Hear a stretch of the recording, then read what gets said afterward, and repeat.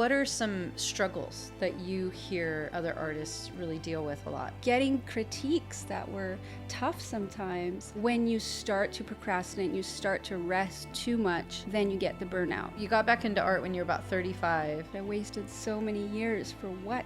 And I was so depressed. When did you start selling your artwork? And that was really tough because I have to say I started from scratch. I didn't know what I was doing. Working hard really pays off in the end. Welcome to the Light Movement Podcast. I'm here with Katrina Koltes. Katrina, tell everybody just a quick introduction as to who you are and what do you do? Well, I am a full-time artist living in Italy with my 2 kids and husband, and I am one of the finalists in Outstanding Artist. So Outstanding Artist, just for people that maybe don't know, is a reality show that we created here at Milan Art. And there was 13 of you that participated in this, and we filmed it in Greece on the island of Spetses. And you were a pretty fierce competitor. You made it to the finals. We won't say what happened because we don't want any spoilers. How did that feel day to day, doing all those competitions and, you know, competing against such other amazing artists? What was that like? I can say I didn't know what to expect when I got there. I had no idea. And I can say it was one of the hardest challenges of my life. Just to show up every day and give your all, give your best under certain circumstances that were really challenging, and all the other emotional and physical challenges along the way, just competing and getting critiques that were tough sometimes, and just to keep going even through that fear of not being good enough or that fear of losing, you know. So critiques that were tough sometimes. Let's talk about that, because there has been a lot of comments about how mean, particularly I was, in the critiques. And so, like, what was tough about them? Well, I think it's because I never was critiqued Like you weren't used to it? I wasn't used to it. And in the beginning, it was really hard because you know, to have someone tell you, it was almost like I was already battling with I'm not good enough for this, and then to hear that you know, even though I gave my all, it still wasn't good enough. It was a big blow in the beginning to my pride, and I just at one point I was like, okay, I have to put aside my pride. I have to just be open to critique, and I know you did it with the best and the most noble intent, and I realized that. And I was really actually going along in the next challenges. I was really happy for it. I was like, bring it on, Ellie. Because it really helped me pull out that warrior spirit within me and just to keep going and get to the end. So I was one of the only ones who got to the very end without, you know, giving up. So yeah, I could understand that if people aren't used to critiques. I went to art school, and we had some critiques that it was rare to find a good critique. And so I had a lot of bad critiques. And in my opinion, a bad critique is when somebody just shines you on and just tells you only the good stuff. And you start to even wonder after a while, like, do they ever have anything constructive to say? And my stuff can't be that good, you know? And so you start to mistrust the critique. And then I've had the opposite, where all you hear is just this shredding, like, terrible things, but no constructive criticism, where you don't know what it is to do to fix it.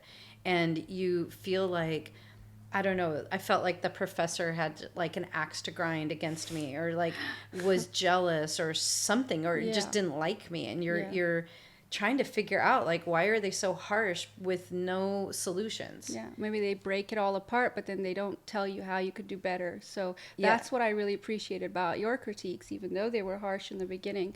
You always said how I could have done better. And so that was like really catalyst to growth for me. Yeah, and that's what I remember too about art school when we did find a good critique. And so at Milan Art, we call it a poop sandwich. So the constructive criticisms that poop in the middle, and then the bread on either side is like what you did right. Right. And because it's helpful to hear what you did right. Mm-hmm. And then, as you know, with editing, you're not really in control of what, because the editors, they just try to do the very best job to get the story going. Right. And if they are fair and equal with all people's interviews and critiques and everything, I mean, it would be a 3-hour episode. I know. So that's why everyone's like, "Oh, you're always crying," but they just picked out. Yeah, that's what I was There going to was say. a lot of interviews where I was laughing and really happy and stuff. I was like, "Woo, I'm on to the next round." Yeah, but, and now you're known as the cry girl. Yeah, I mean, they always, and I was like, "Oh my God," they always seem to pick out those trigger moments, Harsh, bitchy critique is like what always got the got in there, because I said a lot of nice things about people and their art, and that was in there a little bit, but not as much as so yeah, when I would read the comments, I'd be like, gosh, they're right. If I was watching this, I would think that too. But anyway, that's the way it goes, right? Yeah. And the greater good is that you just hope that people are, well, before I say that, what would be your hope outside of yourself? Of course, there's growth on the show and great experiences and friendships and all. There's so many serendipities. But what was your hope, or what is your hope as people watch this, that your part in it, what it would do for people? I really, and even going forward in the show, I really hope that people would get inspired to just give their all, even when it's hard, even when they don't feel like doing it, they feel like giving up, when life hits you. And I was going through some pretty heavy stuff there in the show with my mom, and all behind the scenes. And I just hope I really inspired people just to reach for their dreams and not procrastinate, and just go for it and work hard, because working hard really pays off in the end. Yeah, and you work with a lot of artists, and a lot of artists. You do retreats, you teach classes. What are some struggles that you hear other artists really deal with a lot? I hear a lot of people that are also moms and have a lot going on, who have part-time jobs or full-time jobs and are trying to make it as an artist. And so I hear a lot of people asking, how do you do it? How do you juggle mom life with running a business? I mean, it's not easy. You have to find time to do everything, and you can't procrastinate. That's for one thing. Like, you'll never see me sitting around. I'll never be sitting on the couch. Like, I'll always be doing something from when I wake up really early in the morning till I go to bed late at night. And some people even ask me, do you ever sleep? So I can completely relate. So what I hear is the exact same things, and people always think that or accuse me of not having work-life balance, or aren't you going to get burnt out? Do you hear that too? Do people wonder? And then what is your answer to that? Like, don't you feel like you're going to burn out? Or, oh, you seem to work all the time. Do you ever just feel like you need a rest? Or what's your answer to all that? Definitely. I feel that I have gotten burnt out at times, but I felt that I wasn't balancing. It's really important to also have to dedicate time at least a few times in the week for self-care time. And I noticed that especially after I turned 40, that I need that time. Like, I dedicate an hour a day to go to the gym, or an hour a day to go swimming, or once a month I go get a massage. And just these little things that really help not to burn out, and it's those little things and those little times you create for yourself, and just giving that time to yourself, it just really makes a huge difference. And since I've been doing that, I haven't gotten burnt out. And I feel also that when you start to procrastinate and you start to rest too much, then you get the burnout, because you're just like, it just leads to the burnout. I don't know how to explain it. Yeah, I think procrastination and the guilt associated with it, and the feelings of like, oh, I could do better, Mm-hmm. you know, and then it spirals into this belief of I'm lazy, or I Mm-hmm. just don't have Right, energy, right. and I got to do That's one. something different because there's Yeah. something wrong with me because I don't have energy, Mm-hmm. and it just sort of spirals Right, into a right. place where you can't pick yourself up. Yeah, I feel that always keeping myself busy really helps, keeping that momentum of creativity. Yeah. And some people ask me, how do I find inspiration?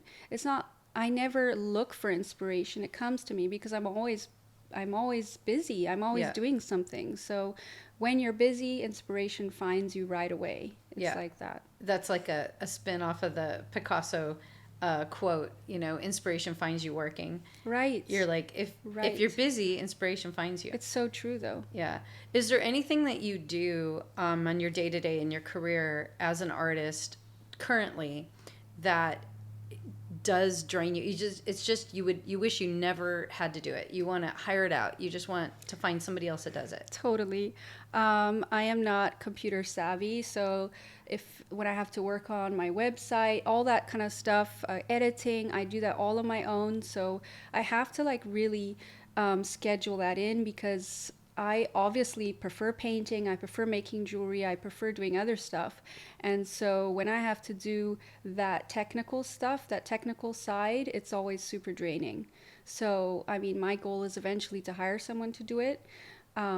But it's not easy to find, somebody that shares your vision exactly or whatever. So it's, it's something that definitely burns me out, but something that needs to be done to run a So, what's your business. biggest obstacle to finding to getting that for yourself? I think it's like trusting somebody that they uh, put it out there like the way I want it, and just finding the right vision. And also, in Italy, there's not a lot of people who speak fluent English, so Why it would does it have have to to be be, Italy? yeah, it would have to be online. But also, when you don't know somebody really well, you don't, and it's just, I haven't found the right person yet. But have you tried? I have tried, yes. So I just want to encourage you because I've recently done that, Mm-hmm. and I mean, okay, so for the art business, for the school business, I mean, long ago I've done that, and now we have a whole Mm-hmm. team. But for my own personal art business, I've recently done that, and it really wasn't nearly as hard as I imagined. Mm-hmm. And I put together, the hardest part is putting together an actual job description. Right, right. So if you haven't done that step yet, that is a key step Mm-hmm. because you actually figure out what tasks you really want this person to do. Mm-hmm. So, and then what qualities you're looking for, and you put all of that in writing, and then you determine what are you willing to pay for something like that Right, if they right. were amazing. And then once you have that together, the best way to find somebody is somebody who is a fan and follows you. Right. And then you just get their qualifications. Why are they qualified to do that? Interview them. Mm-hmm. And if you expand it worldwide, I think you very quickly will find somebody who's excellent. So I found a personal marketing assistant. Her name is Taylor. She was absolutely amazing, fantastic. She did so well that we promoted her, and then we went and looked for somebody else that actually Taylor did the hiring for, and she's also excellent.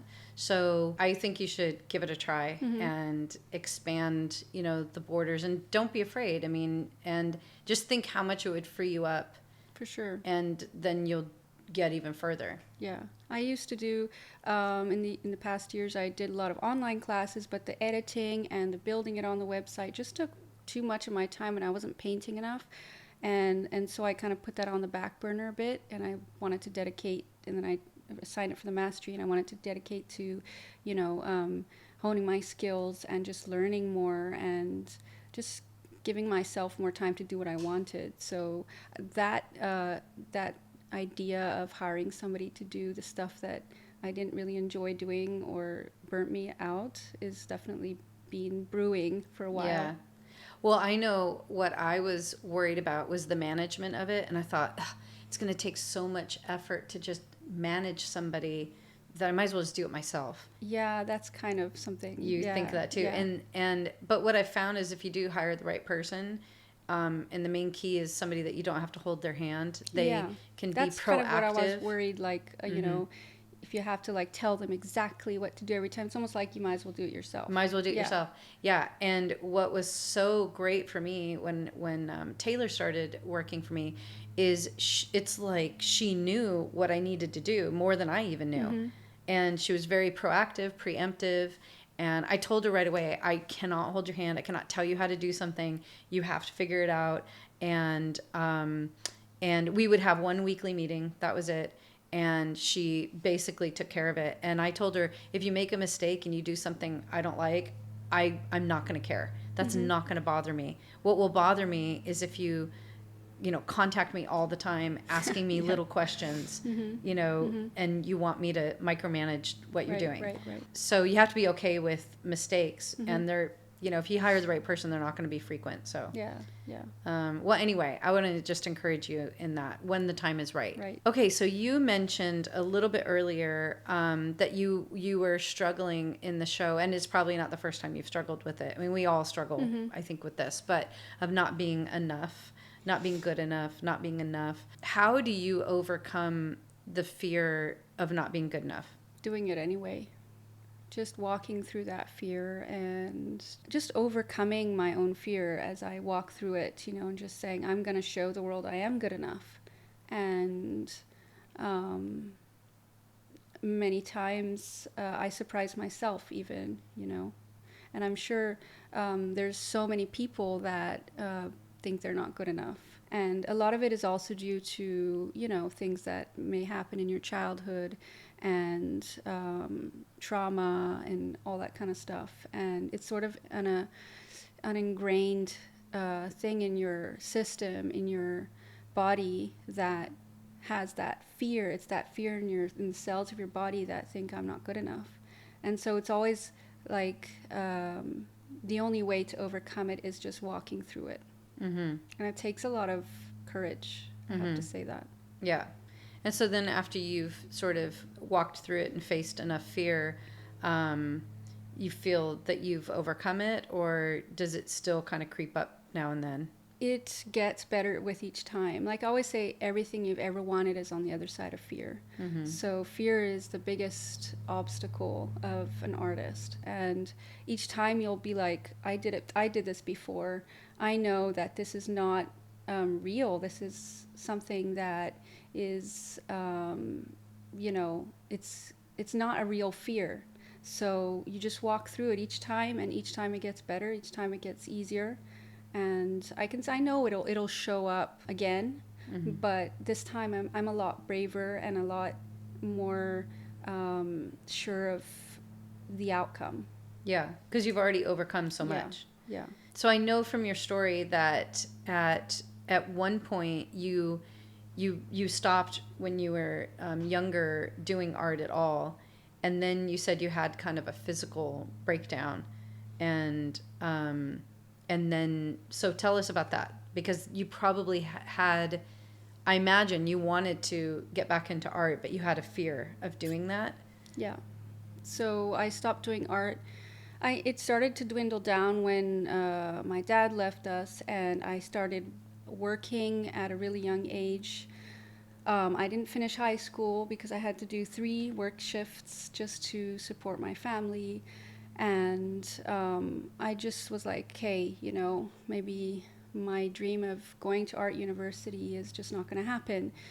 So when I finally was able to save up after doing like 3 work shifts a day to save up for the art university, and then I came to Italy, and it didn't work out because I was robbed of all of my art university money, and there's all these other complications. And I was just like, okay, this is a sign that I wasn't meant to be an artist, and I was so depressed, and so I was like, okay, just gonna go on with my life and do a 9-to-5 job. So just to explain, you were on a bus, right? Yeah, or a train, a bus. A bus. And you had all this cash that you were going to... I didn't have a bank account at the time because I wasn't registered yet. I was, just really young still. I was in Italy on my own. I came to Italy on my own. So yeah, so someone just grabbed my bag and ran as soon as the bus stopped, and I just sat on the sidewalk and I cried. You know, I was just like, in that moment, I was just like, I was just not meant to be an artist. This is just a I sign, can't even imagine. And so I got myself together again and I started working. I worked in the airport for 14 years. And during that time, I really didn't do any art at all. I was like, forget about art. And then at one point, I was just like, I'm not happy with this. This is not what I meant to do. I just felt so unfulfilled. And it's not a bad job, but it wasn't for me. It wasn't what I felt that was my destiny. And so I started to get really depressed. I didn't want to go to work in the morning. I didn't want to get up in the morning.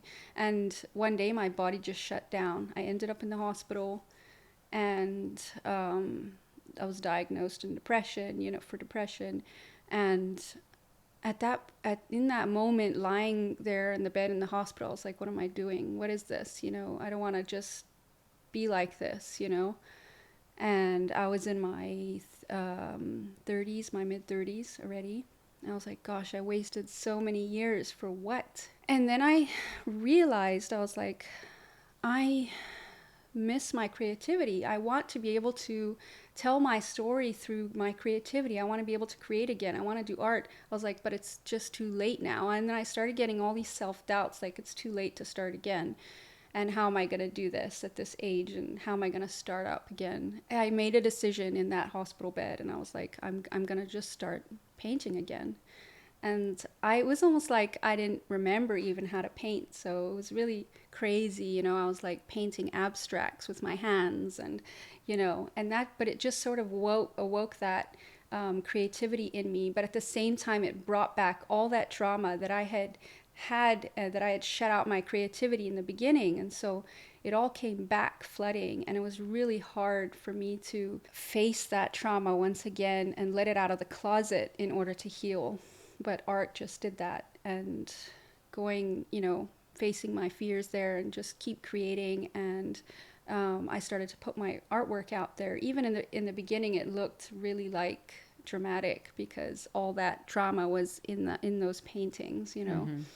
But I didn't care. I just put it out there, and I just kept putting it out there. And then it started to turn into more of a different type of art, where it was more magical and more told more about my healing process through art. And then that's how people started to relate. So when it was the more painful, dark stuff, people weren't relating as well. I think people were relating, but it was just a bit shocking. Yeah. Some people don't want to go there. Yeah. And so some of those painful paintings, or those dark kind of, wasn't dark, but more, emotionally turbulent paintings, a lot of people did relate to them, but they wouldn't like buy it or anything. So I think it didn't want to be triggered back into their own trauma. So you got back into art when you were about 35, and then when did you start selling your artwork? About a year later. I did like courses online and stuff, and then I started to post my work a lot more. And I just, like, people would contact me, hey, is that for sale? And so I started selling it at a really low price because I didn't know about pricing. I was happy to sell my art. And slowly people started to, get to know my art. I started to build collectors. At the time, I was still working at the airport, and I moved from full-time to part-time so that I could paint more. Sometimes I did night shifts so that I can paint in the day, or vice versa. And I started building my own website. And that was really tough because I have to say I started from scratch. I didn't know what I was doing, and it was trial and error.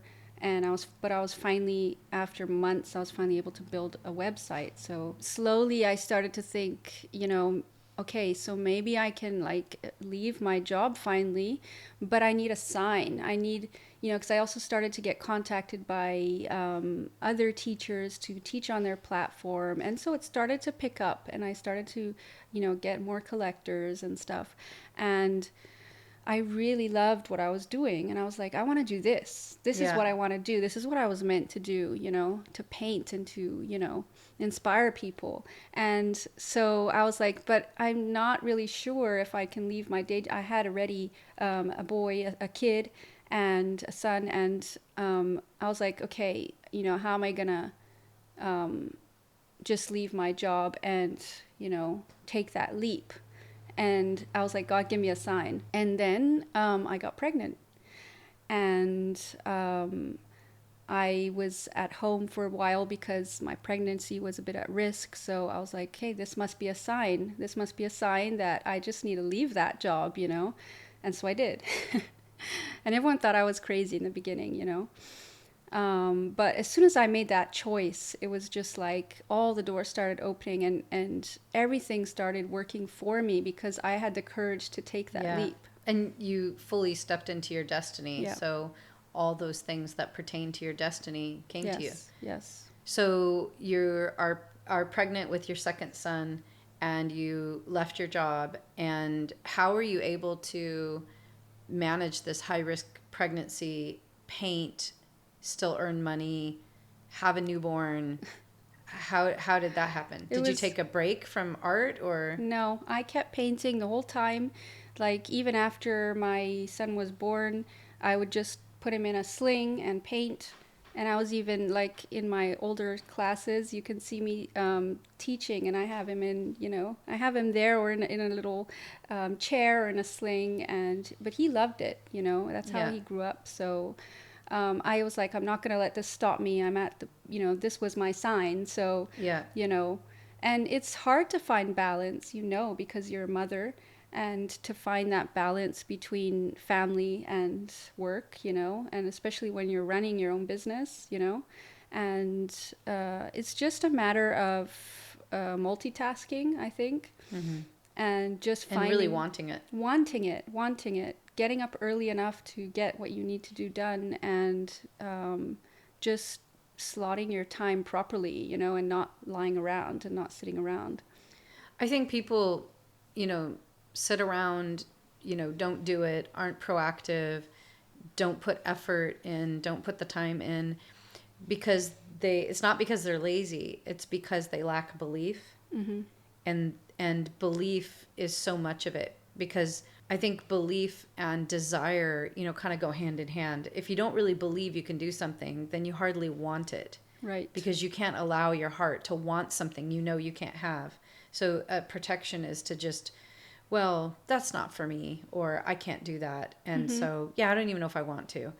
But as soon as you begin to really believe something, that you can accomplish something, you can do something, then the desire really is there. Right. And then when you have that desire and belief, then you're really unstoppable. Totally. And my mom always used to tell us that she gave up her art career. She was a professional artist before she had 8 kids. And having 8 kids, she had to give up her art career.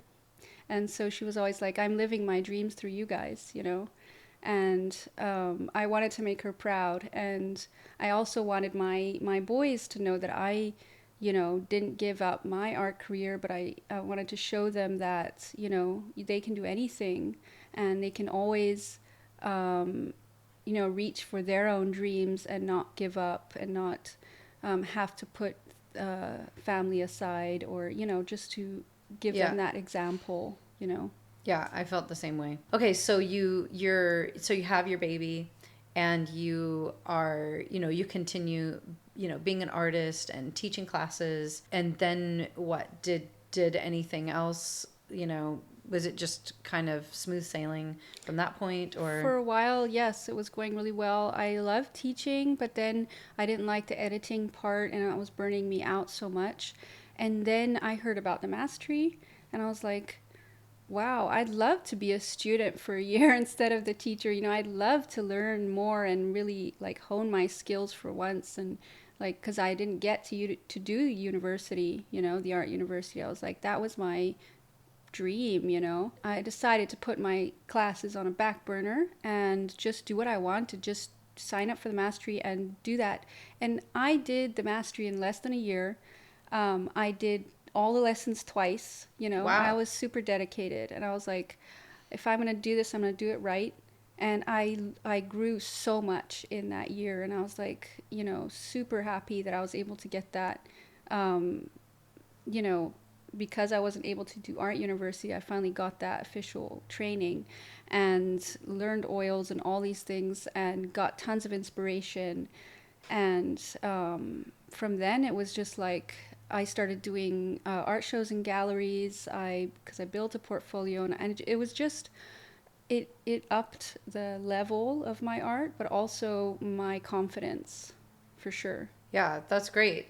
Yeah, I remember it's like, of course, I know you a lot better now, especially since the outstanding artist. But every once in a while, I remember seeing your stuff, and you stood out to me.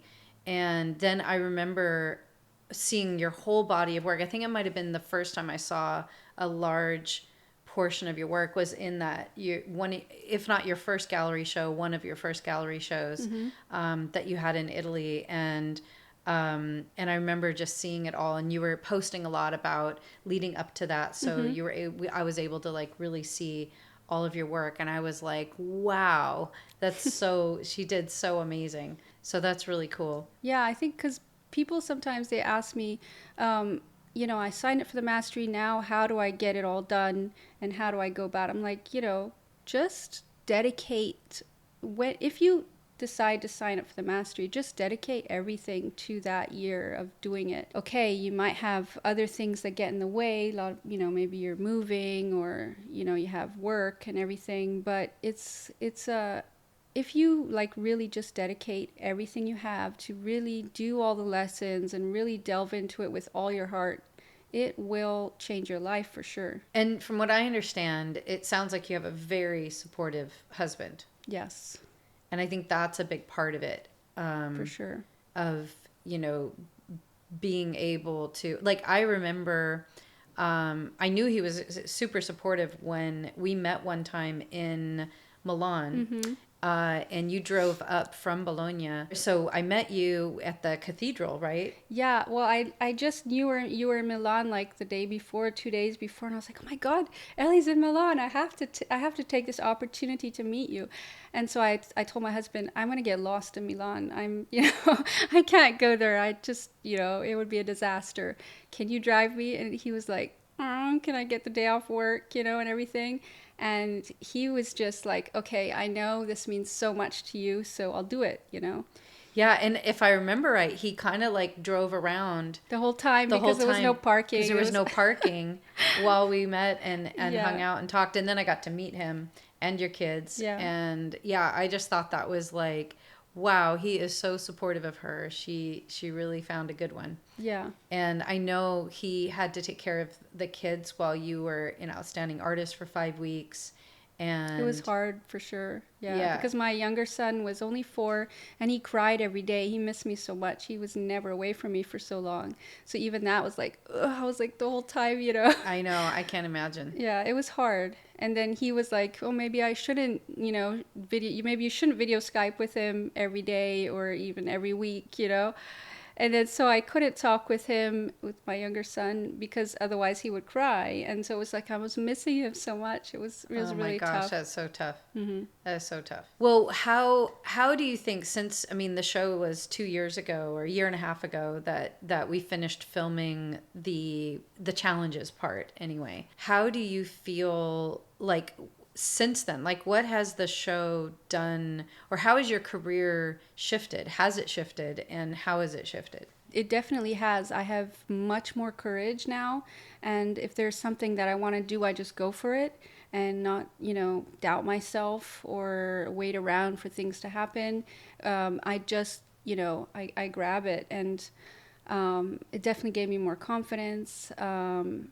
It changed my artwork in a lot of ways as well, also because of the healthy critiques, you know.